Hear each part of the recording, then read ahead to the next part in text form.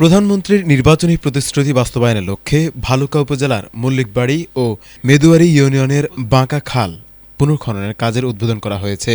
জাতীয় সংসদ সদস্য ফখরুদ্দিন আহমেদ এ খনন কাজের উদ্বোধন করেন। রবিবার বেলা ১১টায় উপজেলার সোয়াইল শান্তির বাজারে এক উদ্বোধনী অনুষ্ঠানে এর আয়োজন করা হয়। সেই খাল খনন কর্মসূচিটি তিনি সারা বাংলাদেশে চালু করেছেন। তারই অংশ হিসাবে আজকে আমরা ভালুকা থানার এই খাল খনন কর্মসূচি উদ্বোধন করব। সারা বাংলাদেশে ২৫,০০০ কিলোমিটার খাল খনন করা হবে।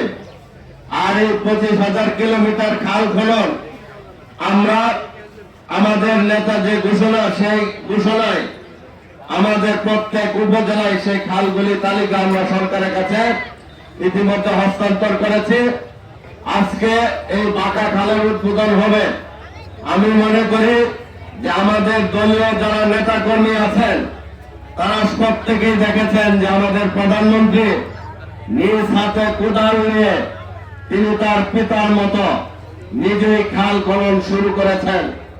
আমরা জানি যে রাষ্ট্রের প্রধানমন্ত্রী একটি কাজ নিজ হাতে শুরু করেন, সেই রাষ্ট্রের প্রত্যেকটি নাগরিক তার দায়িত্ব সেই কাজে নিজেকে সম্পৃক্ত করা।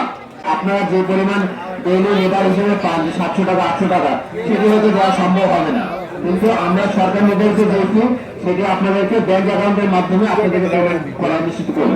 এটি একটি বিষয়।